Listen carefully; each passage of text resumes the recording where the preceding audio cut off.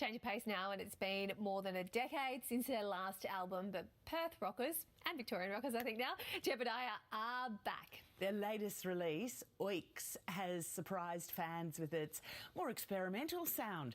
Frontman Kevin Mitchell and bass guitarist Vanessa Thornton join us in the studio. G'day, you Hello. two. Morning. Congratulations. Thank you. What have you been doing for 13 years? Just the album. Relaxing in our holiday homes. No, you must be massive perfectionists. It takes a while to get exactly the right. Thank you. Thank you for realising that. Yes, yes. Did end up... Well, it's been over 10 years since our last record, but we went into the studio to start making this in 2018. But then, of course, we all know what happened a couple of years after that.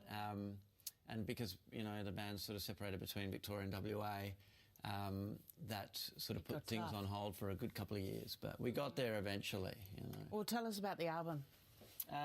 Well, as you've already told people, it's called Oiks, which is a Victorian era word for the viewers. That Is it? Well, yeah, it's a word that refers to like an oik is like a little street urchin, like a little, you know, troublemaker. I suppose it also refers to people of lower intelligence and social standing. Okay, well, so yes, there probably is, you know, there probably is a bit of that going on. But we've as well. taken it as a term of endearment more. I like it. Yeah, it's kind of...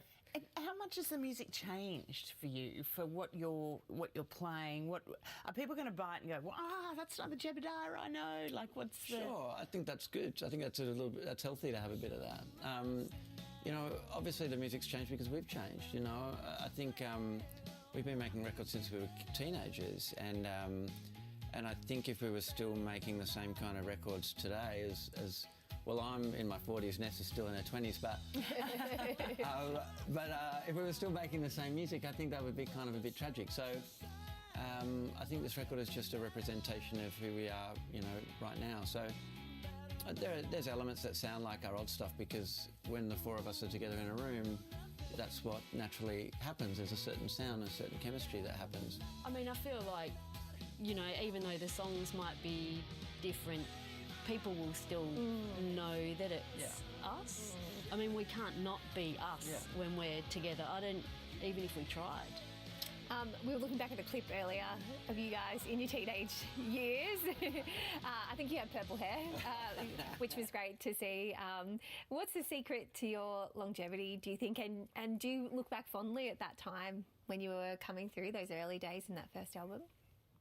Yeah, look back fondly, of course. So great, that was a dream. Yeah, we had great opportunities when we were younger, and we had a lot of fun. And you know, the secret to longevity is a question I guess you do get asked a lot when you've been around for a certain amount of time. And I think Brett, our drummer, has come up with the best answer to you know, the secret of staying in a band for 30 years is don't break up. Yeah. And, you know, it does sound like a simplistic answer, but it's kind of really what it comes down to. I mean, I think we were friends. We all went to high school together. We were friends for years before the band started. So I think that sort of friendship, that core friendship, that kind of is the glue that sort of keeps everything together. And, you know, after nearly 30 years, you're bound to have periods of time. You have your ups, but you also have some terrifying lows and some, you know, things aren't always, you know, on an upward trajectory. And those are the times I think when bands tend to break up. But we've just kind of kept doing it because we just thought, well, you know, we're still enjoying it, you know. We still enjoy being in a room together. That's the thing, isn't it? It's like overall, like playing music together is one of the most fun things I've ever done in my life, and I feel like we probably all feel the same, and that's why we keep doing it, because it's fun. We've talked a lot on this program about festivals and the decline. Do you understand why so many are being cancelled, and what are your thoughts about it, and what does it mean for musicians like yourselves? Well, it's really sad. I mean, yeah, the Splendour in the Grass cancellation recently, I know there's been a lot more, but yeah, it's really sad to hear about that. It would have been sadder if we were on the bill. Yeah. Yeah, I mean, it's tough for artists. Obviously, artists depend, you know, a lot of artists depend on festivals, whether you're up, well, particularly when you're up and coming, I suppose. But I think they're just becoming, from what I'm hearing, it's the rising costs of putting them on is becoming a real issue. And clearly festivals have got targets where they have to sell a certain amount of tickets in that first week, otherwise it becomes untenable to continue, and so they have to pull the pin. People are, I think, punters are delaying buying their tickets till later these days. I think a lot of it is a hangover from COVID,